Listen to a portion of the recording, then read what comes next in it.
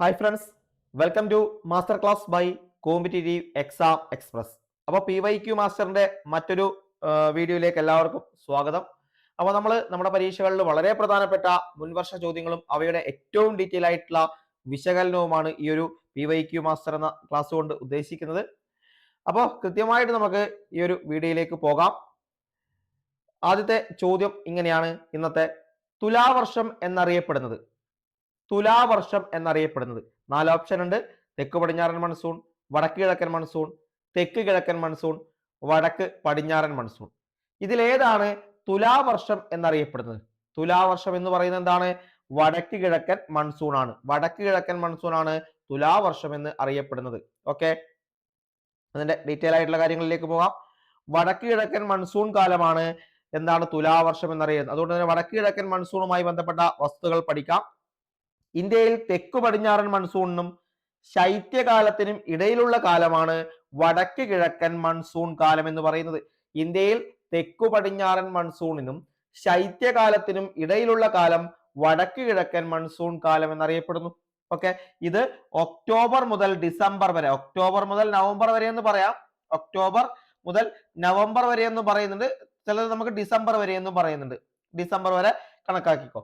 October മുതൽ December വരെയാണ് ഈ ഒരു വടക്ക് കിഴക്കൻ മൺസൂൺ കാലം എന്ന് പറയുന്നത്. വടക്ക് കിഴക്കൻ മൺസൂൺ കാലം ഇതറിയപ്പെടുന്ന മറ്റൊരു പേരാണ് മൺസൂണിന്റെ പിൻവാങ്ങൽ കാലം അഥവാ റിട്രീറ്റിംഗ് മൺസൂൺ.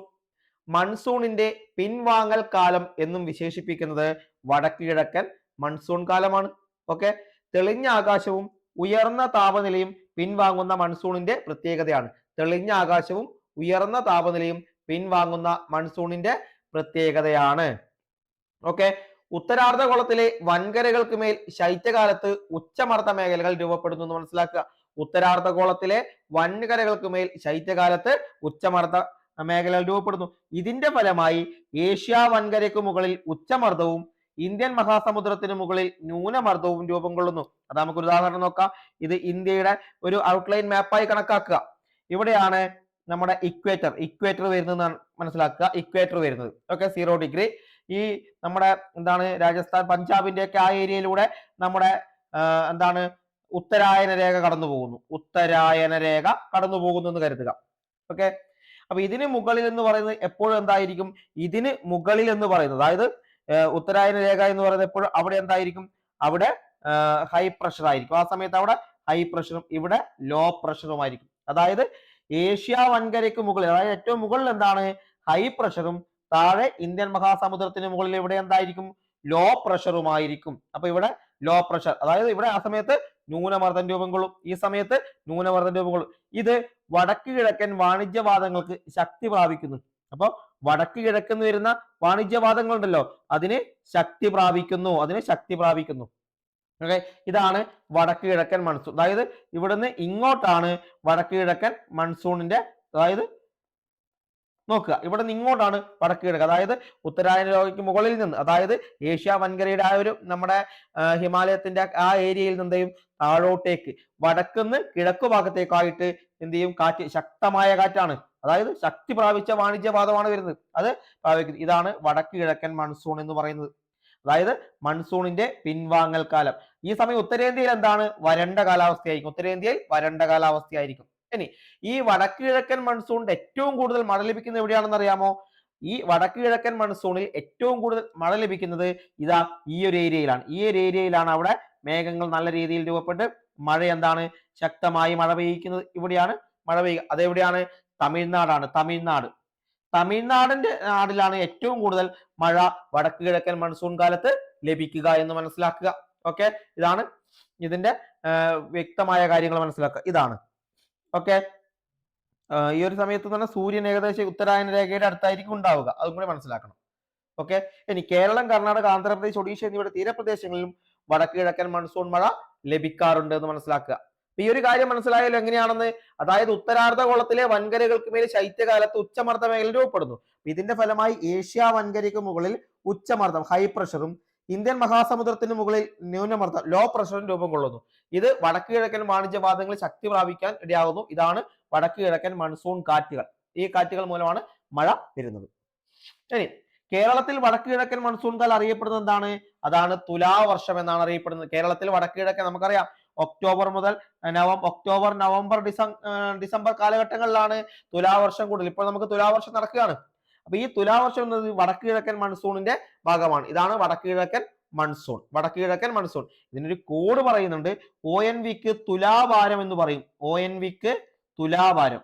ONVക്ക് തുലാഭാരം എന്ന് പറഞ്ഞാൽ എന്താണ്? ON എന്ന് പറയുമ്പോൾ ഒക്ടോബർ, നവംബർ. വീക്ക് എന്ന് പറയുമ്പോൾ വടക്ക് കിഴക്കൻ മൺസൂണിന്റെ വീക്ക് പറയും.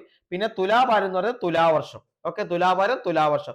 ONVക്ക് തുലാഭാരം, ഒക്ടോബർ, നവംബർ, വടക്ക് കിഴക്ക്, തുലാവർഷം എന്നിങ്ങനെ ഒരു കോഡ് ഉണ്ട്. ജസ്റ്റ് ഒന്ന് ഓർത്ത് വെച്ചേക്കുവാണെങ്കിൽ. ഇനി ഏറ്റവും കൂടുതൽ മഴ ലഭിക്കുന്ന നമ്മൾ പറഞ്ഞു തമിഴ്നാട്ടിലായിരിക്കും. തമിഴ്നാട്ടിലാണ് ഏറ്റവും കൂടുതൽ മഴ ലഭിക്കുന്നത്. എന്നാൽ വടക്കിഴക്ക് മൺസൂൺ കാലത്ത് കനത്ത മഴ ലഭിക്കുന്ന ഭൂപ്രദേശം ചോദിച്ചാലോ, ആ ഭൂപ്രദേശമാണ് കോറോമാൻഡൽ തീരം അല്ലെങ്കിൽ കിഴക്കൻ തീരം. അതായത് ഈ ഒരു ഏരിയയിലാണ് ഏറ്റവും കൂടുതൽ മഴ ലഭിക്കുന്നത്. വടക്ക് കിഴക്കൻ മൺസൂൺ കാലത്ത് കനത്ത മഴ ലഭിക്കുന്ന ഭൂപ്രദേശം ചോദിച്ചാൽ കോറോമാൻഡൽ തീരം അല്ലെങ്കിൽ കിഴക്കൻ തീരമാണ് എന്ന് മനസ്സിലാക്കുക. ഓക്കെ അല്ലേ? അടുത്തത്, ആൻഡമാൻ കടൽ പ്രദേശങ്ങളിൽ രൂപപ്പെട്ട് തെക്കൻ ഉപദ്വീപീയ ഇന്ത്യയുടെ കിഴക്കൻ തീരങ്ങളിലൂടെ സഞ്ചരിക്കുന്ന ചക്രവാതങ്ങൾ ഈ കാലത്ത് വ്യാപകമായ മഴയ്ക്ക് കാരണമാകുന്നു. അത്യന്തം വിനാശകാരികളായാണ് ഈ ഒരു സമയം അറിയപ്പെടുന്നത്. അതായത് ആൻഡമാൻ കടൽ പ്രദേശങ്ങളിൽ രൂപപ്പെട്ട് തെക്കൻ ഉപദ്വീപീയ ഇന്ത്യയുടെ കിഴക്കൻ തീരങ്ങളിലൂടെ സഞ്ചരിക്കുന്ന ചക്രവാതങ്ങൾ ഈ കാലത്ത് വ്യാപകമായ മഴയ്ക്ക് കാരണമാകുന്നത്. ഇവ അത്യന്തം വിനാശകാരികളാണ്. ഇന്ത്യയുടെ സൈക്ലോൺ ക്യാപിറ്റൽ എന്നറിയപ്പെടുന്നത് സുന്ദർബൻ ആണ്. സുന്ദർബൻ. ഓക്കെ. അതുപോലെ ഒക്ടോബർ, നവംബർ മാസങ്ങളിലായി ഇന്ത്യ ഒട്ടാകെ അനുഭവപ്പെടുന്ന ഉയർന്ന ഊഷ്മാവും ആർദ്രതയും പകൽ സമയങ്ങളെ ദുസ്സഹമാക്കുന്ന പ്രതിഭാസമാണ് ഒക്ടോബർ ഹീറ്റ് അല്ലെങ്കിൽ ഒക്ടോബർ ചൂട്. ഓക്കെ, അതിവിടെ നോട്ട് ചെയ്ത് വെക്കുക. അപ്പൊ ഏകദേശം കാര്യങ്ങൾ മനസ്സിലായി എന്ന് വിചാരിക്കുകയാണ്. നമുക്ക്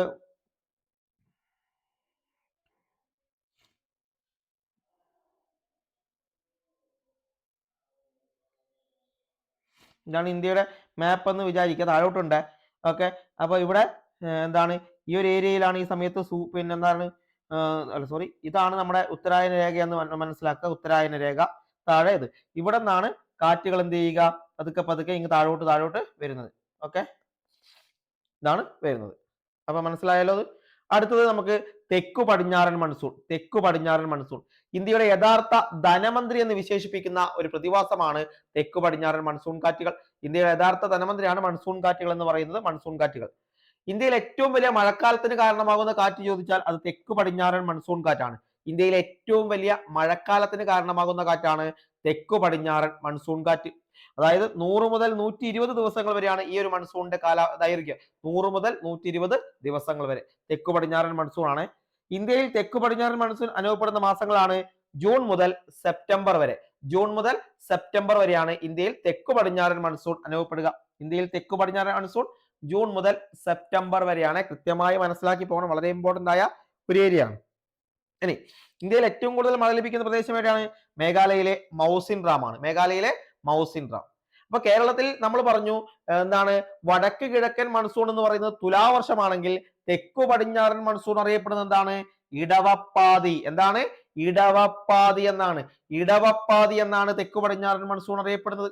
അപ്പൊ ഏറ്റവും കൂടുതൽ മഴ ലഭിക്കുന്ന മൗസിൻ റാം ആണെങ്കിൽ ഏറ്റവും കുറവ് മഴ ലഭിക്കുന്നത് ലേ ആണ്. ലഡാക്കിലെ ലേയിലാണ്. ഇനി ഈ മഴയുടെ വിതരണത്തിലുള്ള അസന്തുലിതാവസ്ഥയ്ക്ക് കാരണങ്ങൾ എന്താണെന്ന് പറയാമോ? മഴയുടെ വിതരണത്തിലുള്ള അസന്തുലിതാവസ്ഥ കാരണം ഒന്ന് ഭൂപ്രകൃതിയാണ്. ഭൂപ്രകൃതി ഒരു കാരണമാണ്. പിന്നെ ഭൂവിഭാഗത്തിന്റെ വിസ്തൃതി, സമുദ്രത്തിന്റെ സാമീപ്യം, സമുദ്രത്തിൽ നിന്നുള്ള അകലം, പർവ്വതനിരകളുടെ സ്ഥാനം, കാറ്റിന്റെ ദിശ എന്നിവയാണ്. ഭൂപ്രകൃതി, ഭൂവിഭാഗത്തിന്റെ വിസ്തൃതി, സമുദ്ര സാമീപ്യം, സമുദ്രത്തിൽ നിന്നുള്ള അകലം, പർവ്വതനിരകളുടെ സ്ഥാനം, കാറ്റിന്റെ ദിശ എന്നിവയാണ് ഈ ഒരു കാരണം എന്ന് പറയുന്നത്. ഇനി നമ്മൾ നേരത്തെ പറഞ്ഞതുപോലെ തന്നെ നമുക്കൊരു ഇന്ത്യയുടെ ഔട്ട്ലൈൻ മാപ്പ് വരക്കാം.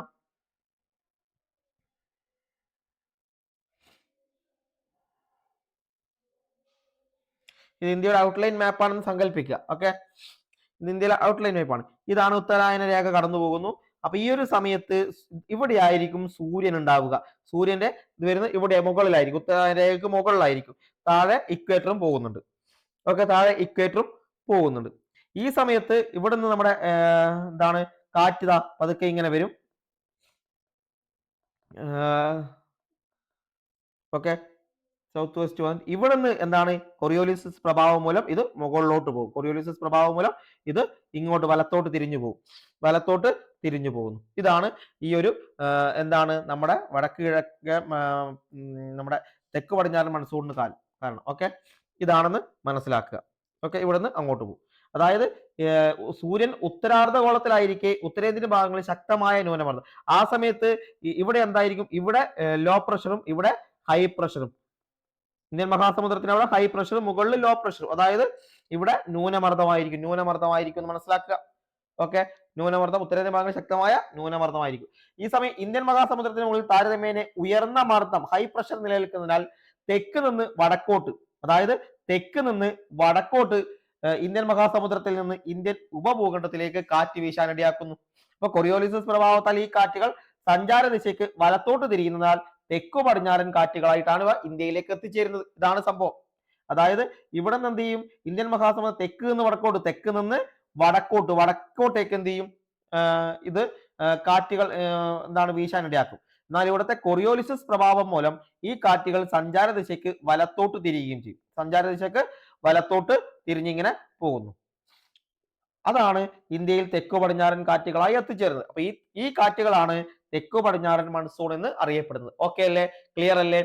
ഉത്തരേന്ത്യയിൽ ഈ സമയം ലോ പ്രഷർ ആയിരിക്കും, ഇന്ത്യൻ മഹാസമുദ്ര തീരത്ത് ഹൈ പ്രഷറും. ഈ ഹൈ പ്രഷർ ഇവിടെ നിൽക്കുന്നത് കൊണ്ടാണ് എന്ത് ചെയ്യും? ഉയർന്ന മർദ്ദം നിൽക്കുക തെക്ക് നിന്ന് വടക്കോട്ടേക്ക് ഇന്ത്യൻ മഹാസമുദ്രത്തിൽ നിന്ന് ഇന്ത്യയുടെ ഉപഭൂഖണ്ഡത്തിലേക്ക് കാറ്റ് വീശാൻ തുടങ്ങും. അപ്പൊ ഈ കാറ്റ് എന്ത് ചെയ്യും?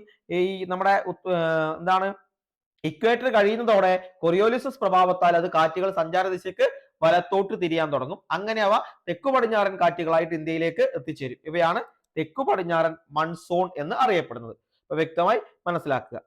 അതായത് ഇടിമിന്നലോടുകൂടി എത്തുന്ന ജലബാഷ്പം നിറഞ്ഞ മഴക്കാറ്റുകളുടെ പെട്ടെന്നുള്ള വരവിന് കാരണം മൺസൂണിന്റെ പൊട്ടിപ്പുറപ്പാടാണ്. ഇടിമിന്നലോടുകൂടി എത്തുന്ന ജലബാഷ്പം നിറഞ്ഞ മഴക്കാറ്റുകളുടെ പെട്ടെന്നുള്ള കാരണമാണ് മൺസൂണിന്റെ പൊട്ടിപ്പുറപ്പാട് അല്ലെങ്കിൽ ബ്രേക്ക് ഓഫ് ദ മൺസൂൺ വരുന്നത്. മൺസൂണിന്റെ പൊട്ടിപ്പുറപ്പെടലിന് അഥവാ പെട്ടെന്നുള്ള കാരണം എന്ന് പറയുന്നത് കിഴക്കൻ ജെറ്റ് പ്രവാഹമാണ്. കിഴക്കൻ ജെറ്റ് പ്രവാഹമാണ് മൺസൂണിന്റെ പൊട്ടിപ്പുറപ്പെടൽ അല്ലെങ്കിൽ പെട്ടെന്നുള്ള മൺസൂണിന് കാരണം എന്ന് പറയുന്നത്. ഓക്കെ, ഇനി തെക്ക് പടിഞ്ഞാറൻ മൺസൂണിന്റെ കാറ്റിന്റെ ശാഖകൾ രണ്ടെണ്ണമാണ്.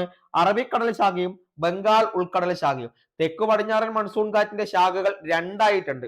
അതായത് നമ്മൾ ഇങ്ങനെ എന്ത് വരയ്ക്കുമ്പോൾ ഇവിടെയാണ് ഇന്ത്യൻ മഹാസമുദ്രവും ഈ ഏരിയയിൽ എന്താണ് അറബിക്കടലുമാണ്. ഈ ഏരിയയിൽ അറബിക്കടലുമാണ്. ഇന്ത്യൻ മഹാസമുദ്രവും അറബിക്കടൽ. അപ്പൊ ഇവിടെ നിന്നൊക്കെ ഇങ്ങനെ ആ ഒരു ഇത് അങ്ങോട്ടേക്ക് പോകുന്നുണ്ട്. അപ്പൊ അങ്ങനെ രണ്ട് ശാഖകളുണ്ട്, അറബിക്കടൽ ശാഖയും ബംഗാൾ ഉൾക്കടൽ ശാഖയും. നിങ്ങൾ നോക്കുക, കേരളം, കർണാടക, ഗോവ, മഹാരാഷ്ട്ര, ഗുജറാത്ത്. നമ്മളിങ്ങനെ വരയ്ക്കുമ്പോൾ നമുക്കറിയാലോ ഇവിടെ ഗുജറാത്ത്, പിന്നെ അത് കഴിഞ്ഞ് മഹാരാഷ്ട്രയുണ്ട്. മഹാരാഷ്ട്ര കഴിഞ്ഞാൽ പിന്നെ ഇവിടെ ഗോവ, അവിടെ കർണാടക, കേരളം. ഓക്കെ, എന്നീ സംസ്ഥാനങ്ങൾ കനത്ത മഴയ്ക്ക് കാരണമാകുന്ന തെക്ക് പടിഞ്ഞാറൻ ശാഖ എന്ന് വെച്ചാൽ ഈ ഏരിയയിൽ ഏതാണുള്ളത്? അറബിക്കടലാണ്. ഈ ഏരിയയിൽ അറബിക്കടലാണ്. അപ്പൊ അറബിക്കടൽ ശാഖയാണ്. കേരളം, കർണാടക, ഗോവ, മഹാരാഷ്ട്ര, ഗുജറാത്ത് എന്നീ സംസ്ഥാനങ്ങളിൽ കനത്ത മഴയ്ക്ക് കാരണമാകുന്ന തെക്ക് പടിഞ്ഞാറൻ മൺസൂണിന്റെ ശാഖ ചോദിച്ചാൽ അത് അറബിക്കടൽ ശാഖയാണ്. അറബിക്കടൽ ശാഖ. അറബിക്കടലിൽ രൂപം കൊള്ളുന്ന മൺസൂൺ കാറ്റുകൾ വീണ്ടും 3 ശാഖകളായിട്ടൊക്കെ മാറുന്നുണ്ട്. അപ്പൊ നമുക്ക് പിന്നെ നോക്കാം. ഓക്കെ, ജൂൺ ആരംഭത്തോടെ കേരള തീരത്തിലെത്തുന്ന അറബിക്കടൽ ശാഖ കേരളത്തിൽ വ്യാപകമായ മഴ നൽകുന്നു. സഹ്യാദ്രിയുടെ കാറ്റിന് അഭിമുഖമായ ചെരുവുകളിലും പശ്ചിമ തീര സമതലങ്ങളിലും അതിശക്തമായ മഴ ലഭിക്കുന്നു. സഹ്യാദ്രിയുടെ കാറ്റിന് അഭിമുഖമായ ചെരുവുകളിലും പശ്ചിമ തീര സമതലങ്ങളിലും അതിശക്തമായ മഴ ലഭിക്കുന്നു. തെക്കു പടിഞ്ഞാറൻ മൺസൂണിന്റെ രണ്ടാമത്തെ ശാഖ മുംബൈയുടെ വടക്കു തീരത്ത് നിന്ന് ഗംഗാ സമതലത്തിലേക്ക് പ്രവേശിക്കുന്നു. അതായത് രണ്ടാമത്തെ ശാഖ എന്ത് ചെയ്യും? മുംബൈയുടെ വടക്ക് തീരത്ത് നിന്ന് ഗംഗാ സമതലത്തിലേക്ക് പ്രവേശിക്കും. തെക്കു പടിഞ്ഞാറൻ മൺസൂണിന്റെ മൂന്നാമത്തെ ശാഖ സൗരാഷ്ട്ര ഉപദ്വീപിലും കച്ച് മേഖലയിലും വീശിയടിക്കുന്നു. അത് ജസ്റ്റ് ഒന്ന് ഓർത്താൽ മതി. പശ്ചിമഘട്ട മലനിരകൾ കടക്കുന്നതോടെ കാറ്റിലെ ആർദ്രതയുടെ അളവ് കുറയുന്നു. ഇതിന്റെ ഫലമായി പശ്ചിമഘട്ടത്തിന്റെ കിഴക്കൻ ചെരുവുകളിൽ ഈ കാറ്റുകൾ വളരെ കുറഞ്ഞ അളവിൽ മാത്രമേ മഴ നൽകുന്നുള്ളൂ എന്ന് മനസ്സിലാക്കുക. പശ്ചിമഘട്ട മലനിരകൾ കടക്കുന്നതോടെ കാറ്റിന്റെ ആർദ്രതയുടെ അളവ് കുറയും. ഇതിന്റെ ഫലമായി ആ ഒരു കിഴക്കൻ ചെരുവുകളിൽ എന്താണ് കാറ്റുകൾ വളരെ കുറഞ്ഞ അളവിൽ മാത്രമേ മഴ നൽകുകയുള്ളൂ. ഇത്തരം മഴ കുറഞ്ഞ പ്രദേശങ്ങളെയാണ് മഴ നിഴൽ പ്രദേശങ്ങൾ എന്ന് വിളിക്കുന്നത്. അതായത് റെയിൻ ഷാഡോ ഏരിയാസ്. ഇത്തരം മഴ കുറഞ്ഞ പ്രദേശങ്ങളെ മഴ നിഴൽ പ്രദേശങ്ങൾ എന്നാണ് വിളിക്കുന്നത് എന്ന് മനസ്സിലാക്കുക. ഓക്കെ അല്ലേ? ഇനി പശ്ചിമ ബംഗാളിലും ബംഗ്ലാദേശിലും വെച്ച് ബംഗാൾ ഉൾക്കടൽ മൺസൂൺ ശാഖ രണ്ടായി പിരിയുന്നുണ്ട്. പശ്ചിമ ബംഗാളിലും ബംഗ്ലാദേശിലും വെച്ച് ബംഗാൾ ഉൾക്കടൽ മൺസൂൺ ശാഖ രണ്ടായി പിരിയും. മൗസിൻഡ്രം 1221 സെന്റിമീറ്റർ ആണ് ചിറാപുഞ്ചി 1199 സെന്റിമീറ്റർ എന്നീ സ്ഥലങ്ങളിൽ വർഷം തോറും മഴയ്ക്ക് കാരണമാകുന്ന തെക്കു പടിഞ്ഞാറൻ മൺസൂൺ ശാഖയാണ് ബംഗാൾ ഉൾക്കടൽ ശാഖ. അതായത് മൺസൂൺ ഡാമിലും ചിറാപുഞ്ചിയിലും വർഷം തോറും മഴയ്ക്ക് കാരണമാകുന്ന തെക്കു പടിഞ്ഞാറൻ മൺസൂൺ ശാഖ ബംഗാൾ ഉൾക്കടൽ ശാഖയാണ്. സുന്ദരവനം ഡെൽറ്റ, പശ്ചിമ ബംഗാൾ, ബീഹാർ, ഉത്തർപ്രദേശ്, വടക്ക് കിഴക്കൻ സംസ്ഥാനം എന്നിവിടങ്ങളിൽ കനത്ത മഴയ്ക്ക് കാരണമാകുന്ന തെക്കു പടിഞ്ഞാറൻ മൺസൂണിന്റെ ശാഖയാണ് ബംഗാൾ ഉൾക്കടൽ ശാഖ. ഏതാണ്? ബംഗാൾ ഉൾക്കടൽ ശാഖ. ഓക്കെ. തെക്കു പടിഞ്ഞാറൻ മൺസൂൺ തമിഴ്നാട് തീരങ്ങളിൽ മഴ ലഭിക്കാതെ വരൾച്ച അനുഭവപ്പെടുന്നുണ്ട്. അതായത് തെക്കു പടിഞ്ഞാറൻ മൺസൂണിൽ തമിഴ്നാട് തീരങ്ങളിൽ നിന്നാണ് മഴ ലഭിക്കില്ല, കാരണം അവിടെ കനത്ത വരൾച്ച ആയിരിക്കും ആ സമയം. ഇതിന് രണ്ട് കാരണങ്ങളാണ് പ്രധാനമായിട്ടുള്ളത്. അതിലൊന്ന്, തമിഴ്നാട് തീരം തെക്കു പടിഞ്ഞാറൻ മൺസൂണിന്റെ ബംഗാൾ ഉൾക്കടൽ ശാഖയ്ക്ക് സമാന്തരമായാണ് സ്ഥിതി ചെയ്യുന്നത്. തമിഴ്നാട് തീരം തെക്കു പടിഞ്ഞാറൻ മൺസൂണിന്റെ ബംഗാൾ ഉൾക്കടൽ ശാഖയ്ക്ക് സമാന്തരമായി സ്ഥിതി ചെയ്യുന്നു. രണ്ട്, തെക്കു പടിഞ്ഞാറൻ മൺസൂണിന്റെ അറബിക്കടൽ ശാഖയുടെ മഴ നിഴൽ പ്രദേശത്താണ്. അതായത് മഴ നിഴൽ പ്രദേശത്താണ് തമിഴ്നാട് സ്ഥിതി ചെയ്യുന്നത്. ഇതാണ് രണ്ട് കാരണങ്ങൾ. ഹിമാലയത്തിന്റെ അടിവാര മേഖലകളിൽ കനത്ത മഴ ലഭിക്കുന്നതിന് കാരണമാകുന്നത് ബംഗാൾ ഉൾക്കടൽ ശാഖയും അറബിക്കടൽ ശാഖയുമാണ്. ഓക്കെ. അപ്പോ അടുത്തത്, രാജസ്ഥാനിൽ മഴ വിരളമാകുന്നതിനുള്ള കാരണം എന്ന് പറയുന്നത് മൺസൂൺ കാറ്റ് ആരവല്ലി പർവ്വത നിരകൾക്ക് സമാന്തരമായി കടന്നു പോകുന്നത് കൊണ്ടാണ്. ഇപ്പൊ രാജസ്ഥാനിൽ മഴ വിരളമാകുന്നതുകൊണ്ടാണ് മൺസൂൺ കാറ്റ് ആരവല്ലി പർവ്വത നിരകൾക്ക് സമാന്തരമായി കടന്നു പോകും. അതുപോലെ തെക്കു പടിഞ്ഞാറൻ മൺസൂണിന്റെ ബംഗാൾ ഉൾക്കടൽ ശാഖയും ഗുജറാത്ത് നിരത്തിലൂടെ വരുന്ന അറബിക്കടൽ ശാഖയും കൂടിച്ചേരുന്ന പ്രദേശമാണ് പഞ്ചാബ് സമതലം. ഓക്കെ. അപ്പൊ ഇത്രയുമാണ് ഈ ഒരു ഏരിയയുമായി ബന്ധപ്പെട്ട് പഠിക്കാനുള്ളത്. മറ്റൊന്ന്, കൂട്ടത്തിൽ പെടാത്തത് കണ്ടെത്തുക. കൂട്ടത്തിൽ പെടാത്തത് വളരെ ഈസിയാണ്. പെരിയാറ്, പാമ്പാറ്, ഭവാനി, കബനി. ഏതാണ്? മൂന്നെണ്ണം കിഴക്കോട്ട് ഒഴുകുന്നു, ഒന്ന് കിഴക്കോട്ട് ഒഴുകുന്നില്ല. അത് പെരിയാറാണ്. അപ്പൊ നമുക്ക് അതായത് 15 കിലോമീറ്ററിൽ കൂടുതൽ നീളമുള്ള ജലപ്രവാഹങ്ങളെയാണ് നദികൾ എന്ന് പറയുന്നത്. അതായത് 15 കിലോമീറ്ററിൽ കൂടുതൽ നീളമുള്ള ജലപ്രവാഹമാണെങ്കിൽ അതിനെ നദികൾ എന്ന് പറയുന്നു. അപ്പൊ പടിഞ്ഞാറോട്ട് ഒഴുകുന്ന നദികളും കിഴക്കോട്ട് ഒഴുകുന്ന 3 നദികളുമാണുള്ളത്. 44 നദികളിൽ 44 നദികളാണ് ആകെ ഉള്ളത്. അതിൽ 41 പടിഞ്ഞാറോട്ടും 3 കിഴക്കോട്ടുമാണ്. ഓക്കെ. കേരളത്തിൽ നദികളിൽ എണ്ണം മൈനർ നദി വിഭാഗത്തിലാണ്. അപ്പൊ പെരിയാറ്, ഭാരതപ്പുഴ, പമ്പ, ചാലിയാർ എന്നീ 4 നദികൾ മീഡിയം നദി വിഭാഗത്തിലാണ് പെടുന്നത്. അതായത് 100 കിലോമീറ്ററിൽ കൂടുതൽ നീളമുള്ള 10 നദികൾ കേരളത്തിലുണ്ട്. 100 കിലോമീറ്ററിൽ കൂടുതൽ നീളമുള്ള 10 നദികൾ. 244 കിലോമീറ്റർ നീളമുള്ള പെരിയാറാണ് ഏറ്റവും നീളം കൂടിയ നദി. ഭാരതപ്പുഴ 209 കിലോമീറ്റർ, പമ്പ 176, ചാലിയാർ 169. ഓക്കെ. ഓരോ നദികൾ നോക്കാം. പെരിയാർ. പ്രാചീന കാലത്ത് ചൂർണി എന്നറിയപ്പെട്ട നദിയാണ് പെരിയാർ. പ്രാചീന കാലത്ത് ചൂർണി എന്നാണ് പെരിയാർ അറിയപ്പെട്ടത്. ഉത്ഭവം ചോദിച്ചാൽ സുന്ദരമലയിലെ ശിവഗിരി കൊടുമുടിയിൽ നിന്ന്. അപ്പൊ ശിവഗിരി കൊടുമുടിയിൽ നിന്നാണ്, സുന്ദരമലയിലെ ശിവഗിരി കൊടുമുടിയിൽ നിന്നാണ് പെരിയാർ ഉത്ഭവിക്കുന്നത്. പെരിയാർ ടൈഗർ റിസർവിന്റെ തെക്കൻ അതിരിലുള്ള ചൊക്കംപട്ടി മലയിൽ നിന്നാണ് പെരിയാറിന്റെ തുടക്കമെന്നും നിഗമനമുണ്ട്. അപ്പൊ ഇതുപോലെ ആലുവാപ്പുഴയെന്നും പെരിയാറിനെ വിളിക്കാറുണ്ട്. ആലുവാപ്പുഴയെന്നും പെരിയാറിനെ വിളിക്കുന്നു. കേരളത്തിലെ ഏറ്റവും ജലസമൃദ്ധമായ നദി പെരിയാറാണ്. കേരളത്തിലെ ഏറ്റവും ജലസമൃദ്ധമായ നദി ചോദിച്ചാൽ അത് പെരിയാറാണ്. കേരളത്തിലെ ഏറ്റവും ജലസമൃദ്ധമായ നദി പെരിയാറാണ്. 5398 ചതുരശ്ര കിലോമീറ്റർ വിസ്തീർണമുള്ള പെരിയാറിന്റെ ക്യാച്ച്മെന്റ് ഏരിയയുടെ 5284 ചതുരശ്ര കിലോമീറ്റർ പ്രദേശം കേരളത്തിലാണ്. ബാക്കി തമിഴ്നാട്ടിലാണ്. മുല്ലക്കുടിയിൽ വെച്ച് പെരിയാറിൽ ചേരുന്ന പോഷക നദിയാണ് മുല്ലയാർ. മുല്ലക്കുടിയിൽ വെച്ച് പെരിയാറിൽ ചേരുന്നത് മുല്ലയാറാണ്. മുല്ലയാറിന്റെയും പെരിയാറിന്റെയും സംഗമ സ്ഥാനത്ത് നിർമ്മിച്ചിരിക്കുന്ന അണക്കെട്ടാണ് മുല്ലപ്പെരിയാർ. മുല്ലയാറിന്റെയും പെരിയാറിന്റെയും സംഗമ സ്ഥാനത്ത് നിർമ്മിച്ചിരിക്കുന്ന അണക്കെട്ട് അതാണ് മുല്ലപ്പെരിയാർ അണക്കെട്ട്. ഈ അണക്കെട്ടിന്റെ ഫലമായിട്ടാണ് തേക്കടി തടാകം രൂപം കൊണ്ടിരിക്കുന്നത്. അതായത് മുല്ലപ്പെരിയാർ അണക്കെട്ടിന്റെ ഫലമായിട്ടാണ് തേക്കടി തടാകം രൂപം കൊണ്ടിരിക്കുന്നത്. ഈ ഒരു തേക്കടി തടാകത്തിന് സമീപത്തായിട്ടാണ് കേരളത്തിലെ ആദ്യത്തെ വന്യജീവി സങ്കേതമായ നെല്ലിക്കാമ്പട്ടി, അതായത് നിലവിൽ തേക്കടി വന്യജീവി സങ്കേതം സ്ഥിതി ചെയ്ത്. നെല്ലിക്കാമ്പട്ടി വന്യജീവി സങ്കേതം എന്ന തുടക്കത്തിലും നിലവിൽ തേക്കടി വന്യജീവി സങ്കേതം എന്നും അറിയപ്പെടുന്നത്. കേരളത്തിലെ ആദ്യത്തെ വന്യജീവി സങ്കേതമാണ് തേക്കടി വന്യജീവി സങ്കേതം അല്ലെങ്കിൽ നെല്ലിക്കാമ്പട്ടി. തേക്കടി റിസർവോയറിൽ നിന്നാണ് തമിഴ്നാട്ടിലേക്ക് മുല്ലപ്പെരിയാറിൽ നിന്ന് സുരുളിയാറിലേക്ക് വെള്ളം എത്തിക്കുന്നത്.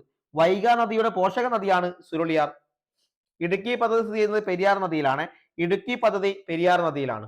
130 മെഗാവാട്ട് ശേഷിയുള്ള 6 ജനറേറ്ററുകളിലൂടെ 780 മെഗാവാട്ട് വൈദ്യുതിയാണ് ഇടുക്കിയിൽ ഉൽപ്പാദിപ്പിക്കുന്നത്. അപ്പൊ പ്രാചീന കാലത്ത് ചൂർണി എന്നറിയപ്പെട്ടു. സുന്ദരമലയിലെ ശിവഗിരി കൊടുമുടിയിൽ നിന്ന് ഉത്ഭവിക്കുന്നു. ഓക്കെ. ഇനി ഇടുക്കി പദ്ധതിയുടെ പവർ ഹൗസ് സ്ഥിതി ചെയ്യുന്ന എവിടെയാണ്? മൂലമറ്റത്ത്. ഇവിടെ നിന്നാണ് പെരിയാറിന്റെ പോഷക നദിയായ തൊടുപുഴയിലേക്ക് വെള്ളം ഒഴുകുന്നത്.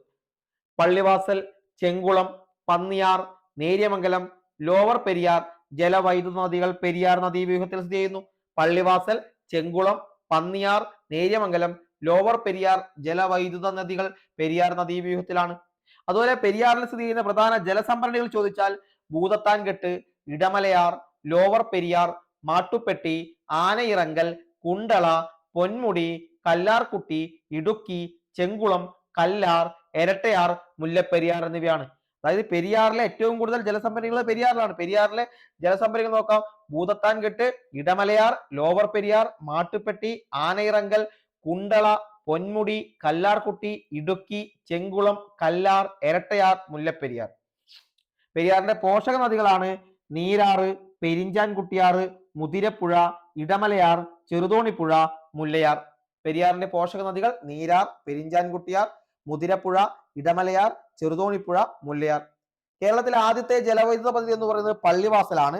1940 പള്ളിവാസൽ പ്രവർത്തനം ആരംഭിക്കുന്നത്. ഇത് സ്ഥിതി ചെയ്യുന്നത് മുതിരപ്പുഴയിലാണ്. നേര്യമംഗലത്ത് വെച്ച് പെരിയാർ എറണാകുളം ജില്ലയിൽ പ്രവേശിക്കുന്നു.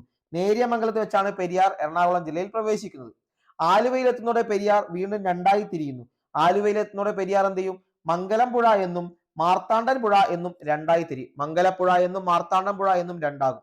മംഗലപ്പുഴ എളന്തിക്കരയിൽ വെച്ച് ചാലക്കുടിയാറിൽ ചേരും. മംഗലപ്പുഴ എളന്തിക്കരയിൽ വെച്ച് ചാലക്കുടിയാറിൽ ചേരും. ഇത് മുനമ്പത്ത് വെച്ച് പിന്നീട് അറബിക്കടലിലേക്ക് ചേരും. മംഗലപ്പുഴയിലെ പ്രധാന ദ്വീപുകളാണ് വലിയ പഴമ്പിള്ളി തുരുത്തും വലിയ പണിക്കൻ തുരുത്തും. വലിയ പഴമ്പിള്ളി തുരുത്തും വലിയ പണിക്കൻ തുരുത്തും. ഇനി മാർത്താണ്ഡൻ പുഴ ഇതേ സമയം തെക്കോട്ടൊഴുകി കുഞ്ഞുണ്ണിക്കര ദ്വീപിന് സമീപത്ത് വെച്ച് രണ്ടായി പിരിഞ്ഞ് ഉദ്യോഗമണ്ഡൽ പ്രദേശത്തുകൂടി വേമ്പനാട്ട് കായലിന്റെ ഭാഗമായ വരാപ്പുഴ കായലിൽ പതിക്കുന്നു. മാർത്താണ്ഡൻ പുഴ തെക്കോട്ടേക്ക് ഒഴുകി കുഞ്ഞുണ്ണിക്കര ദ്വീപിന് സമീപം വെച്ച് രണ്ടായി പിരിഞ്ഞ് ഉദ്യോഗമണ്ഡൽ പ്രദേശത്തു കൂടി വേമ്പനാട്ട് കായലിന്റെ ഭാഗമായ വരാപ്പുഴ കായലിൽ പതിക്കുന്നു. ഓക്കെ. ഇടുക്കി എറണാകുളം തൃശൂർ ജില്ലകളെയും തമിഴ്നാട്ടിലെ കോയമ്പത്തൂർ ജില്ലയിലൂടെ ഒഴുകുന്ന നദിയാണ് പെരിയാർ. ഇപ്പൊ 3 ജില്ലകൾ: ഇടുക്കി, എറണാകുളം, തൃശൂർ, കൂടാതെ കോയമ്പത്തൂർ ജില്ലയിലൂടെയും ഒഴുകുന്നുണ്ട് പെരിയാർ. ഓക്കെ.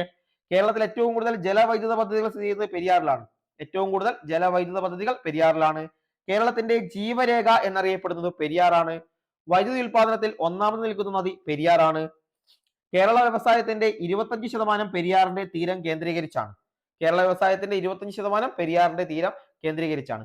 പെരിയാറിന്റെ തീരത്താണ് തട്ടേക്കാട് പക്ഷി സങ്കേതം സ്ഥിതി ചെയ്യുന്നത്. ഡോക്ടർ സലീം അലി പക്ഷി സങ്കേതം എന്നും ഇത് അറിയപ്പെടുന്നുണ്ട്. അതുപോലെ ആലുവ, കാലടി, മലയാറ്റൂർ എന്നിവ പെരിയാറിന്റെ തീരത്താണ്. 609 മീറ്റർ ഉയരത്തിലുള്ള കുരിശുമുടിയിലാണ് മലയാറ്റൂർ പള്ളി സ്ഥിതി ചെയ്യുന്നത്. ഓക്കെ അല്ലേ? അതുപോലെ ഇന്ത്യയിലെ ഏറ്റവും പഴക്കമുള്ള മോസ്കായ ചേരമാൻ മോസ്ക് മാലിക് ദിനാർ സ്ഥാപിച്ചിരിക്കുന്നത് പെരിയാറിന്റെ അടുത്തുള്ള കൊടുങ്ങല്ലൂരിലാണ്. അതുപോലെ പെരിയാറുമായി ബന്ധമുള്ള പാട്ടുകൾ ഉള്ള സിനിമയാണ് ഭാര്യ, എന്റെ നന്ദിനിക്കുട്ടിക്ക്, പ്രേമം എന്നിവ. പെരിയാറിന്റെ തീരത്തുള്ള ആലുവയിൽ ശ്രീനാരായണ ഗുരു സ്ഥാപിച്ച അദ്വൈതാശ്രമത്തിൽ വെച്ചാണ് 1924 സർവമത സമ്മേളനത്തിൽ വെച്ച് ഒരു ജാതി, ഒരു മതം, ഒരു ദൈവം, മനുഷ്യൻ എന്ന സന്ദേശം നൽകിയത്. ഓക്കെ. 1789 അതായത് AD 1341 ഉത്തര കേരളം ആക്രമിച്ച് കീഴടക്കിക്കൊണ്ട് തെക്കോട്ട് നീങ്ങിയ ടിപ്പു സുൽത്താന്റെ ജൈത്രയാത്രയെ പിന്തിരിപ്പിച്ചത് പെരിയാറിലെ വെള്ളപ്പൊക്കമാണ്. പെരിയാറിലെ വെള്ളപ്പൊക്കം മൂലം നശിക്കാനിടയായ തുറമുഖം ചോദിച്ചാൽ കൊടുങ്ങല്ലൂർ തുറമുഖമാണ്. പെരിയാറിലെ വെള്ളപ്പൊക്കം മൂലം നശിക്കാനിടയായ തുറമുഖമാണ് കൊടുങ്ങല്ലൂർ തുറമുഖം. 1924 മലയാള മാസം 1099 ഉണ്ടായ വെള്ളപ്പൊക്കം അറിയപ്പെടുന്നത് 99 വെള്ളപ്പൊക്കം എന്നാണ്. 1099 മലയാള മാസത്തിൽ ഉണ്ടായ വെള്ളപ്പൊക്കമാണ്. അത് 1924 അതുകൊണ്ട് 99 വെള്ളപ്പൊക്കം എന്നറിയപ്പെടുന്നു. മൂന്നാറിൽ സംഗമിക്കുന്ന നദികളാണ് മുതിരമ്പുഴ, നല്ലതണ്ണി, കുണ്ടള. 3 ആറുകൾ സംഗമിക്കുന്നു. മുതിരമ്പുഴ, നല്ലതണ്ണി, കുണ്ടള. ഈ 3 ആറുകൾ ചേർന്നാണ് മൂന്നാറായി വരുന്നത്. ഓക്കെ. ശങ്കരാചാര്യർ തന്റെ കൃതികളിൽ പൂർണ്ണ എന്ന് വിശേഷിപ്പിച്ചത് പെരിയാറിനെയാണ്. ഇനി കൗടല്യന്റെ അർത്ഥശാസ്ത്രത്തിലാണ് ചൂർണി എന്ന് പെരിയാറിനെ വിശേഷിപ്പിച്ചത്. പൂർവികർ ചുള്ളി എന്ന് വിശേഷിപ്പിച്ചതും പെരിയാറിനെയാണ്. പെരിയാറിന്റെ കുറുകെയുള്ള ഏറ്റവും വലിയ പാലമാണ് മാർത്താണ്ഡവർമ്മ പാലമാണ്. അതുപോലെ ആദ്യ കോൺക്രീറ്റ് അണക്കെട്ടായ മാട്ടുപ്പെട്ടി അണക്കെട്ട് പെരിയാറിലാണ് നിർമ്മിച്ചിരിക്കുന്നത്. ആദ്യത്തെ കോൺക്രീറ്റ് അണക്കെട്ടായ മാട്ടുപ്പെട്ടി അണക്കെട്ട് എവിടെയാണ്? പെരിയാറിലാണ്. 2018 റിപ്പോർട്ട് പ്രകാരം ഏറ്റവും മലിനീകരിക്കപ്പെട്ട നദിയാണ് പെരിയാർ. വൈപ്പിൻ ദ്വീപ് രൂപം കൊണ്ടത് 1341 വെള്ളപ്പൊക്കത്തെ തുടർന്നാണ്. പെരിയാറിന്റെ പോഷക നദിയായ പന്നിയാറിലാണ് പൊന്മുടി അണക്കെട്ട്. ഓക്കെ. അടുത്തത് പമ്പയാണ്. പ്രാചീന കാലത്ത് ബാരിസ് എന്നറിയപ്പെട്ട നദിയാണ് പമ്പ. പ്രാചീന കാലത്ത് ബാരിസ് എന്നറിയപ്പെട്ട നദിയാണ് പമ്പ. ദക്ഷിണ ഭാഗീരഥി എന്നറിയപ്പെടുന്നതും പമ്പയാണ്. ദക്ഷിണ ഭാഗീരഥി എന്നറിയപ്പെടുന്നതും പമ്പയാണ്. പുളിച്ചിമലയിൽ നിന്ന് ഉത്ഭവിക്കുന്ന നദിയാണ് പമ്പ. പുളിച്ചിമലയിൽ നിന്ന് ഉത്ഭവിക്കുന്ന, അതായത് പീരുമേട് പീഠഭൂമിയിലെ പുളിച്ചിമലയിൽ നിന്നാണ് പമ്പ ഉത്ഭവിക്കുന്നത്. 176 കിലോമീറ്റർ ആണ് നീളം. 176 കിലോമീറ്റർ ആണ് നീളം. ജനസാന്ദ്രതയേറിയ മധ്യ തിരുവിതാംകൂർ കുട്ടനാട് മേഖലയിലൂടെ ഒഴുകി വേമ്പനാട് കായലിൽ പതിക്കുന്ന നദിയാണ് പമ്പ. അതായത് ജനസാന്ദ്രതയേറിയ മധ്യ തിരുവിതാംകൂർ കുട്ടനാട് മേഖലയിലൂടെ ഒഴുകി വേമ്പനാട് കായലിലാണ് പമ്പ പതിക്കുന്നത്. ശബരിഗിരി പദ്ധതി സ്ഥിതി ചെയ്യുന്നത് പമ്പയിലാണ്. ശബരിഗിരി പദ്ധതി പമ്പയിലാണ് സ്ഥിതി ചെയ്യുന്നത്. അതുപോലെ തന്നെ ഏഷ്യയിലെ ഏറ്റവും വലിയ ക്രൈസ്തവ സമ്മേളനമായ മാരാമൺ കൺവെൻഷനും പ്രസിദ്ധമായ ചെറുകോൽപ്പുഴ ഹിന്ദുമത സമ്മേളനവും പമ്പയുടെ തീരത്ത് വെച്ചാണ് നടക്കുന്നത്. ഏഷ്യയിലെ ഏറ്റവും വലിയ ക്രൈസ്തവ സമ്മേളനമായ മാരാമൺ കൺവെൻഷനും പ്രസിദ്ധമായ ചെറുകോൽപ്പുഴ ഹിന്ദുമത സമ്മേളനവും പമ്പയുടെ തീരത്ത് വെച്ച് നടക്കുന്നു. ആറന്മുള, ചെങ്ങന്നൂർ, എടത്വ എന്നീ സ്ഥലങ്ങൾ പമ്പയുടെ തീരത്ത് സ്ഥിതി ചെയ്യുന്നു. ആറന്മുള, ചെങ്ങന്നൂർ, എടത്വ എന്നിവ പമ്പയുടെ തീരത്താണ്. പമ്പയുടെ പോഷക നദികളാണ് കല്ലാർ, കക്കി, അഴുത, വരട്ടാർ, മണിമലയാർ, അച്ചൻ കോവിലാർ എന്നിവ. അതായത് പമ്പയുടെ പോഷക നദികളാണ് കല്ലാർ, കക്കി, അഴുത, വരട്ടാർ, മണിമലയാർ, അച്ചൻ കോവിലാർ. ശബരിമല സ്ഥിതി ചെയ്യുന്നത് പമ്പയുടെ തീരത്താണ്. ശബരിമല പമ്പയുടെ തീരത്താണ്. അതുപോലെ ആറന്മുള വള്ളംകളി നടക്കുന്നത് പമ്പയുടെ തീരത്താണ്. ഉത്രട്ടാതി വള്ളംകളിയും പമ്പയുടെ തീരത്താണ്.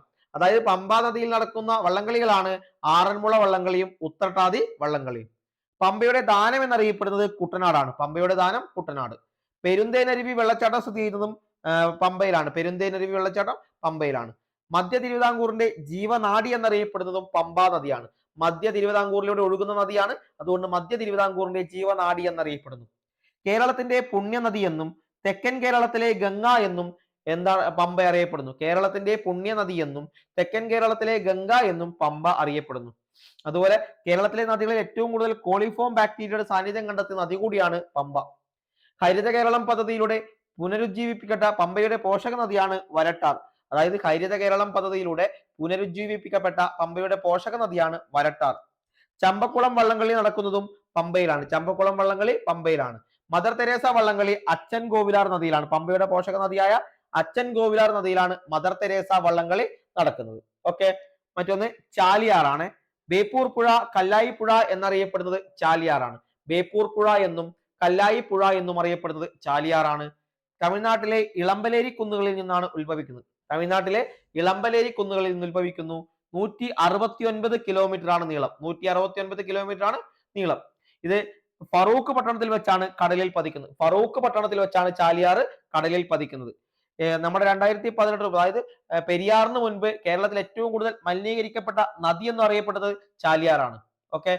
വയനാട്, മലപ്പുറം, കോഴിക്കോട് ജില്ലകളിലൂടെ ഒഴുകുന്നു. വയനാട്, മലപ്പുറം, കോഴിക്കോട് ജില്ലകളിലൂടെ ഒഴുകുന്നു. ചാലിയാറിന്റെ തീരത്താണ് സ്വർണ്ണ സാന്നിധ്യം കാണപ്പെടുന്നത്. സ്വർണ്ണ സാന്നിധ്യം കാണപ്പെടുന്നത് ചാലിയാറിന്റെ തീരത്താണ്. ഇരുവഞ്ഞിപ്പുഴ, ചെറുപുഴ, കരിമ്പുഴ, ചാലിപ്പുഴ എന്നിവ ചാലിയാറിന്റെ പോഷക നദികളാണ്. ഇരുവഞ്ഞിപ്പുഴ, ചെറുപുഴ, കരിമ്പുഴ, ചാലിപ്പുഴ. അതുപോലെ ചാലിയാറിന്റെ തീരത്തുള്ള പട്ടണങ്ങളാണ് നിലമ്പൂർ, എടവണ്ണ, അരീക്കോട്, അതുപോലെ എന്താണ് ബേപ്പൂർ, ഫറൂഖ് എന്നിവ. നിലമ്പൂർ, അതായത് ചാലിയാറിന്റെ തീരത്തുള്ള പട്ടണങ്ങളാണ് നിലമ്പൂർ, എടവണ്ണ, അരീക്കോട്, ബേപ്പൂർ, ഫറൂഖ് എന്നിവ. അതുപോലെ വായുജല മലിനീകരണത്തിലെ കേരളത്തിൽ നടന്ന ആദ്യ ലഹളയാണ് ചാലിയാർ ലഹള. വായുജല മലിനീകരണത്തിനെതിരെ കേരളത്തിൽ നടന്ന ആദ്യ ലഹള ചാലിയാർ ലഹളയാണ്. നേതൃത്വം നൽകിയത് KA റഹ്മാനാണ്. KA Rahman. Okay.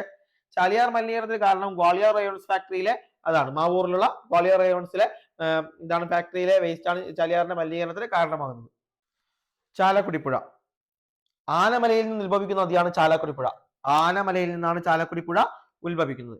Palakkad, Thrissur, Ernakulam ജില്ലകളിലൂടെ ഒഴുകുന്നു. പാലക്കാട്, തൃശൂർ, എറണാകുളം ജില്ലകളിലൂടെ ഒഴുകുന്ന നദിയാണ് ചാലക്കുടി പുഴ. മത്സ്യവൈവിധ്യം കൊണ്ട് സമ്പന്നമാണ് ചാലക്കുടി പുഴ. പെരിങ്ങൽകുത്ത്, ഷോളയാർ എന്നീ ജലവൈദ്യുത പദ്ധതികൾ ചാലക്കുടി പുഴയിലാണ്. പെരിങ്ങൽകുത്ത്, ഷോളയാർ എന്നീ ജലവൈദ്യുത പദ്ധതികൾ ചാലക്കുടി പുഴയിലാണ്. പറമ്പിക്കുളം, ഷോളയാർ എന്നിവ ചാലക്കുടി പുഴയുടെ പോഷക നദികളാണ്. പറമ്പിക്കുളം, ഷോളയാർ എന്നിവ ചാലക്കുടി പുഴയുടെ പോഷക നദികളാണ്.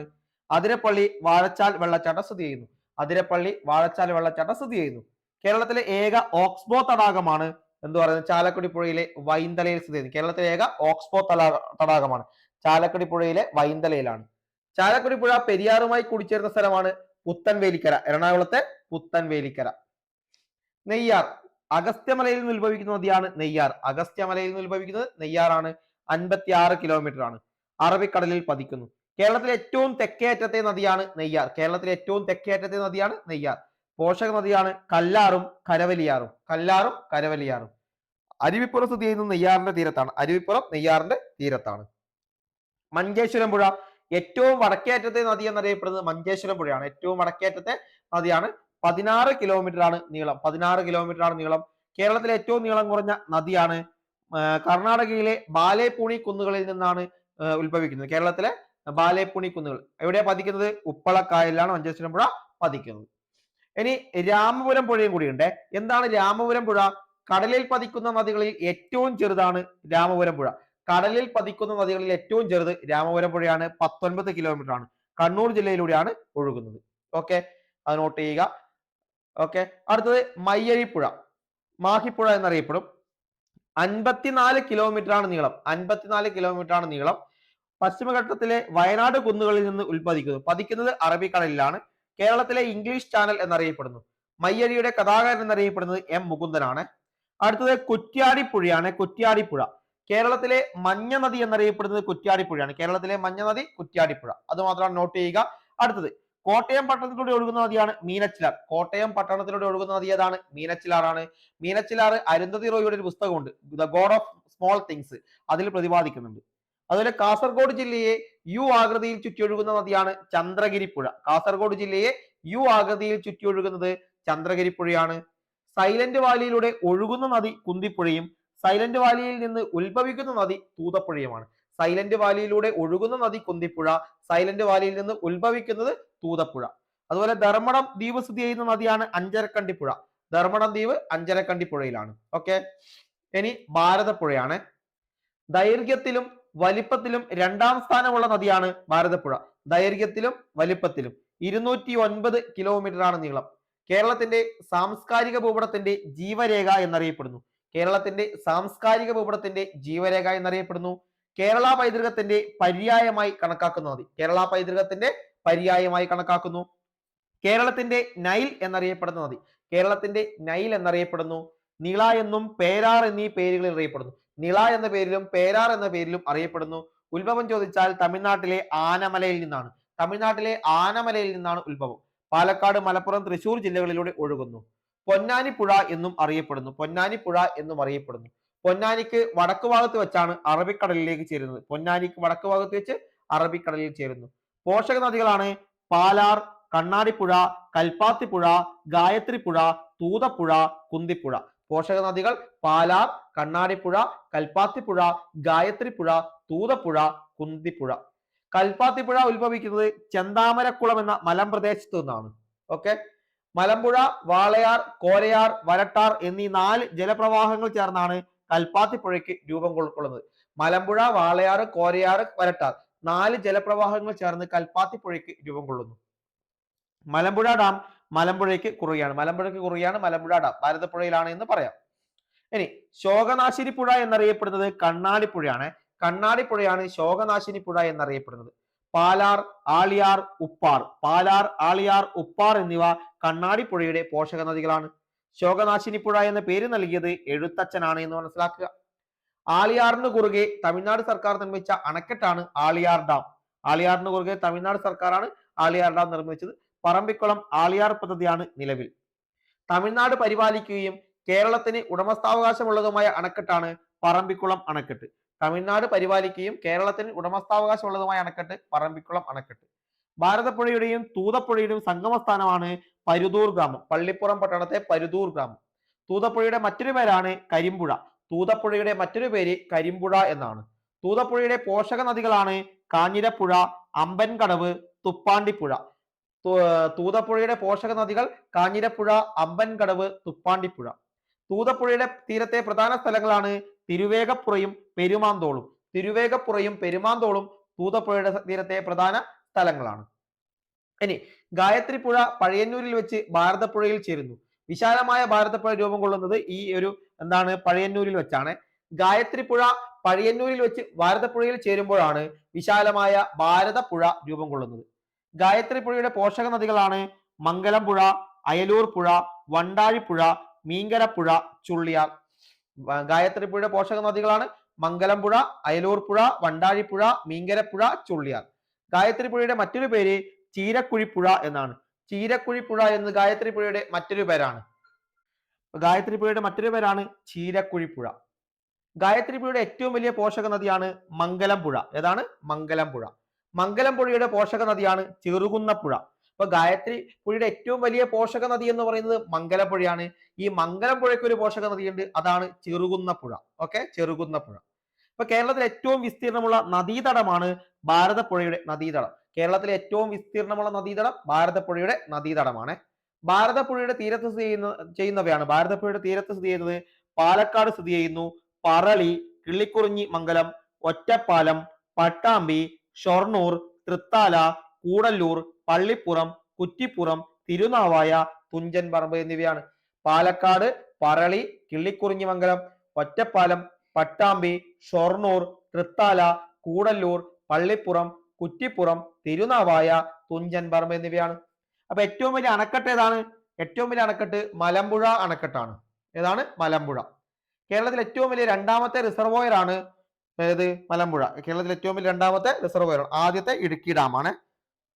കേരളത്തിലെ വൃന്ദാവനം എന്നാണ് മലമ്പുഴ ഉദ്യാനം അറിയപ്പെടുന്നത്. കേരളത്തിലെ വൃന്ദാവനം. ഇനി അണക്കെട്ടുകൾ നോക്കാം. വാളയാർ ഡാം അണക്കെട്ട് സ്ഥിതി ചെയ്യുന്നു, Mangalam dam, Pothundi dam, Meenkara dam, Chulliyar dam. ഭാരതപ്പുഴയിലെ പ്രധാനപ്പെട്ട അണക്കെട്ടാണ് Walayar dam, Mangalam dam, Pothundi dam, Meenkara dam, Chulliyar dam എന്നിവ. അതുപോലെ കേരളത്തിലെ ഏറ്റവും വലിയ റെഗുലേറ്റർ കം ബ്രിഡ്ജ് സ്ഥിതി ചെയ്യുന്നത് ഭാരതപ്പുഴയിലാണ്, ചമ്മറവട്ടത്താണ്. തിരൂരിനെയും പൊന്നാനിയെയും ബന്ധിപ്പിക്കുന്നു, ചമ്മറവട്ടത്താണ് കേരളത്തിലെ ഏറ്റവും വലിയ റെഗുലേറ്റർ കം ബ്രിഡ്ജ്.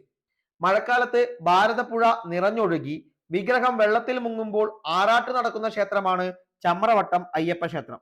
മഴക്കാലത്ത് ഭാരതപ്പുഴ നിറഞ്ഞൊഴുകി വിഗ്രഹം വെള്ളത്തിൽ മുങ്ങുമ്പോൾ ആറാട്ട് നടക്കുന്ന ക്ഷേത്രമാണ് ചമ്രവട്ടം അയ്യപ്പ ക്ഷേത്രം. ഇന്ത്യയിലെ ആദ്യത്തെ കമ്പ്യൂട്ടർ സാക്ഷര ഗ്രാമം എന്നറിയപ്പെടുന്നതും ഈ ചമ്രവട്ടമാണ്. ഇന്ത്യയിലെ ആദ്യത്തെ കമ്പ്യൂട്ടർ സാക്ഷര ഗ്രാമമാണ് ചമ്രവട്ടം. അതുപോലെ തന്നെ OB വിജയൻ സ്മാരകം തസ്രാക്കിലാണ് OB വിജയൻ സ്മാരകം സ്ഥിതി ചെയ്യുന്നത്. VKN അതായത് VKN MD വാസുദേവൻ നായരും നിളയുടെ കഥകൾ എഴുതിയ ആളുകളാണ്.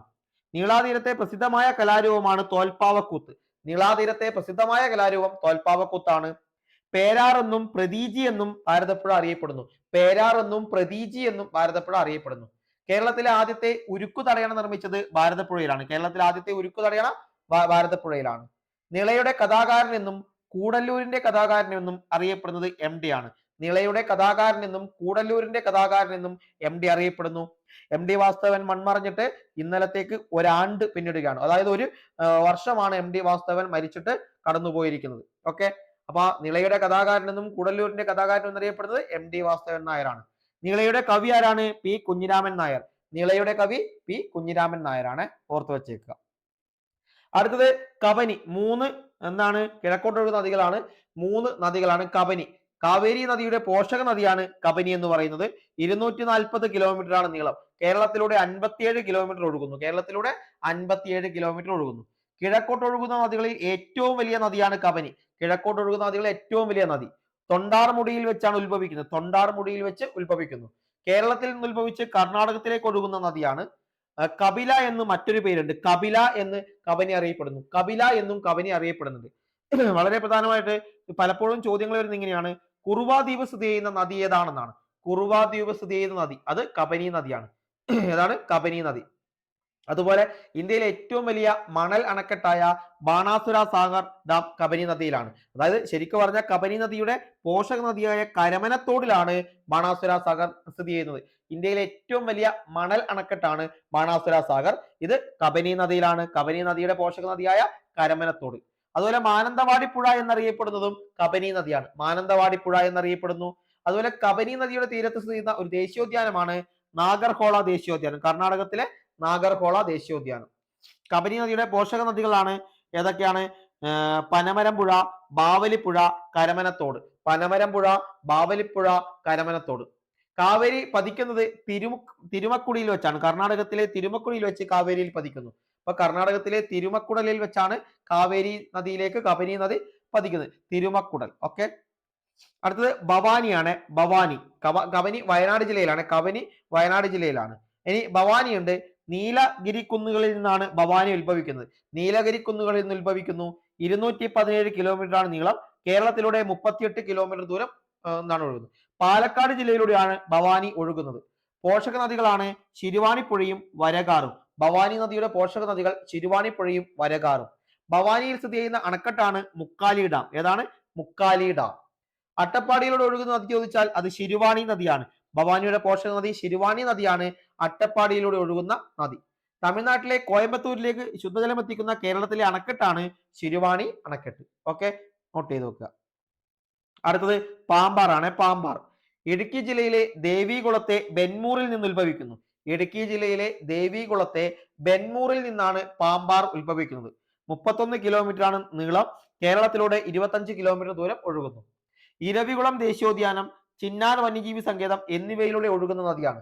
അതായത് ഇരവികുളം ദേശീയോദ്യാനം, ചിന്നാർ വന്യജീവി സങ്കേതം എന്നിവയിലൂടെ ഒഴുകുന്ന നദിയാണ് പാമ്പാർ. കിഴക്കോട്ട് ഒഴുകുന്ന നദികളിൽ ഏറ്റവും ചെറിയ നദിയും പാമ്പാറാണ്. കിഴക്കോട്ട് ഒഴുകുന്ന നദികളിൽ ഏറ്റവും ചെറുതാണ്. ചന്ദനക്കാടുകൾക്ക് പ്രസിദ്ധമായ മറയൂർ കാട്ടിലൂടെ ഒഴുകുന്ന നദിയാണ്. ചന്ദനക്കാടുകൾക്ക് പ്രസിദ്ധമായ മറയൂർ കാട്ടിലൂടെ ഒഴുകുന്നു. ഉത്ഭവസ്ഥാനത്ത് തലയാർ എന്നറിയപ്പെടുന്നു. അപ്പൊ പാമ്പാർ, തലയാർ എന്നറിയപ്പെടുന്ന നദി കൂടിയാണ് പാമ്പാർ. പാമ്പാറിന്റെ മറ്റൊരു പേരാണ് തലയാർ. പോഷക നദികളാണ് ഇരവികുളം, ചങ്കലാർ, തേനാർ, തീർത്ഥമല, മൈലാടി. ഇരവികുളം, ചങ്കലാർ, തേനാർ, തീർത്ഥമല, മൈലാടി എന്നിവ പോഷക നദികളാണ്. പാമ്പാറും തേനാറും തമിഴ്നാട്ടിൽ വെച്ച് സംഗമിച്ചാണ് കാവേരി നദിയുടെ പോഷക നദിയായ അമരാവതി രൂപം കൊള്ളുന്നത്. ഓക്കെ, പാമ്പാറും തേനാറും തമിഴ്നാട്ടിൽ വെച്ച് സംഗമിച്ചാണ് കാവേരി നദിയുടെ പോഷക നദിയായ അമരാവതി രൂപം കൊള്ളുന്നത്. തൂവാനം വെള്ളച്ചാട്ടം, കുമ്പക്കാരി വെള്ളച്ചാട്ടം എന്നിവ സ്ഥിതി ചെയ്യുന്നത് പാമ്പാർ നദിയിലാണ്. പാമ്പാർ നദിയിലാണ്. ഓക്കെ, ഓർത്ത് വെച്ചേക്കുക. ഇനി നമുക്ക് നോക്കാം. പുനലൂർ തൂക്കുപാലം കല്ലടയാറിന് കുറുകയാണ്. പുനലൂർ തൂക്കുപാലം കല്ലടയാറിന് കുറുകയാണ്. ഏനാത്ത് പാലവും കല്ലടയാറിന് കുറുകയാണ്. ഏനാത്ത് പാലവും കല്ലടയാറിന് കുറുകയാണ്. മാർത്താണ്ഡവർമ്മ പാലം പെരിയാറിലാണ്. മാർത്താണ്ഡവർമ്മ പെരിയാറിൽ. Chamravattam regulator bridge Bharathappuzha. Chamravattam regulator bridge Bharathappuzha. Kuttippuram പാലവും ഭാരതപ്പുഴ. മൊയ്തു പാലം അഞ്ചരക്കണ്ടി പുഴയാണ്. മൊയ്തു പാലം അഞ്ചരക്കണ്ടി പുഴ. ഓക്കെ, മറ്റൊരു ചോദ്യത്തിലേക്ക് കടക്കാം. ഏത് പുഴയിലാണ് പഴശ്ശി ഡാം സ്ഥിതി ചെയ്യുന്നത്? പഴശ്ശി ഡാം സ്ഥിതി ചെയ്യുന്നത് ഏത് പുഴയിലാണെന്നാണ്. ചന്ദ്രഗിരി പുഴ, കുറ്റ്യാടിപ്പുഴ, വളപട്ടണം പുഴ, ചാലിയാർ പുഴ. പഴശ്ശി ഡാം കണ്ണൂർ ജില്ലയിലാണ്. ഇപ്പൊ കണ്ണൂർ ജില്ലയിലൂടെ ഒഴുകുന്ന നദിയാണ് വളപട്ടണം പുഴ. വളപട്ടണം പുഴയാണ് ഇവിടെ ഉത്തരമായിട്ട് വരുന്നത്. ഇപ്പൊ കേരളത്തിലെ പ്രധാന അണക്കെട്ടുകൾ, അവ സ്ഥിതി ചെയ്യുന്ന നദികൾ, അവ സ്ഥിതി ചെയ്യുന്ന ജില്ല എന്നിവ പഠിക്കാം. അപ്പൊ ആദ്യം തന്നെ അരുവിക്കര അണക്കെട്ട് സ്ഥിതി ചെയ്യുന്നത് കരമന നദിയിലാണ്, തിരുവനന്തപുരം ജില്ലയിൽ. കരമന നദി തിരുവനന്തപുരം. പേപ്പാറ ഡാം, കരമന നദി തിരുവനന്തപുരം. അപ്പൊ കരമന നദിയിലാണ് അരുവിക്കര ഡാമും പേപ്പാർ ഡാമും സ്ഥിതി ചെയ്യുന്നത്. അരുവിക്കര ഡാമും പേപ്പാർ ഡാമും കരമന നദിയിൽ തിരുവനന്തപുരത്താണ്. എന്നാൽ നെയ്യാർ നദിയിലാണ് തിരുവനന്തപുരം. നെയ്യാർ നദിയിൽ. തെന്മല ഡാം കല്ലടയാറിലാണ്, കൊല്ലം ജില്ലയിലാണ് കല്ലടയാർ, തെന്മല. കക്കി ആണെങ്കിൽ കക്കി നദി അല്ലെങ്കിൽ പമ്പ നദിയുടെ ഭാഗമാണ്. കക്കി നദിയിലാണ്, പത്തനംതിട്ട ജില്ലയാണ്, പത്തനംതിട്ട ജില്ല. ശബരിഗിരി, പമ്പ, പത്തനംതിട്ട. എല്ലാവർക്കും അറിയാം, ശബരിഗിരി പമ്പയിലാണ്, പത്തനംതിട്ട. കക്കാട്, പമ്പ, പത്തനംതിട്ട. അപ്പൊ ശബരിഗിരിയും കക്കാടും പമ്പയിലാണ്, പമ്പയും പത്തനംതിട്ടയാണ്. അതുപോലെ മൂഴിയാറ്, പമ്പ അല്ലെങ്കിൽ മൂഴിയാർ, പത്തനംതിട്ട. പമ്പ, മൂഴിയാർ, പത്തനംതിട്ട. അപ്പൊ ഓക്കെ, ഗവിയാർ, പത്തനംതിട്ട. ഗവിയാർ, പത്തനംതിട്ട. അപ്പൊ ഗവിയാർ നദിയിലാണ് പത്തനംതിട്ട. കല്ലാർ നദിയോ പെരിഞ്ചാൻകുട്ടി നദിയിലാണ് ഇടുക്കി. കല്ലാറ്, പെരിഞ്ചാൻകുട്ടി നദി, ഇടുക്കി. ഇടുക്കി ആർച്ച് ഡാം ആണെങ്കിൽ പെരിയാർ, ഇടുക്കി. ഇടുക്കി ആർച്ച് ഡാം പെരിയാർ നദിയിലാണ്, ഇടുക്കി.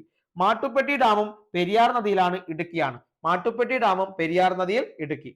ഓക്കെ, ചെറുതോണി ഡാം ആണെങ്കിൽ ചെറുതോണി അല്ലെങ്കിൽ പെരിയാർ നദി, ഇടുക്കി. ചെറുതോണി നദി അല്ലെങ്കിൽ പെരിയാർ നദി, ഇടുക്കി. പൊന്മുടി ഡാം പന്നിയാർ നദി, ഇടുക്കി. പൊന്മുടി, പന്നിയാർ നദി, ഇടുക്കി.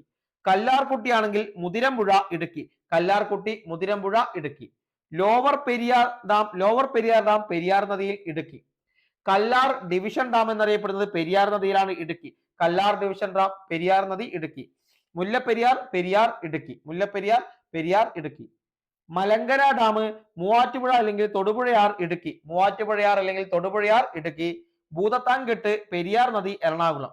ഭൂതത്താൻകെട്ട് പെരിയാർ നദി, Ernakulam. Idamalayar dam Idamalayar, Ernakulam. Idamalayar dam Idamalayar, Ernakulam. Sholayar dam Chalakudy പുഴ, തൃശൂർ. ഷോളയാർ ഡാം ചാലക്കുടി പുഴ, തൃശൂർ. പെരിങ്ങൽകൂത്ത് ഡാം ചാലക്കുടി പുഴ, തൃശൂർ. പെരിങ്ങൽകൂത്ത്, ചാലക്കുടി പുഴ, തൃശൂർ.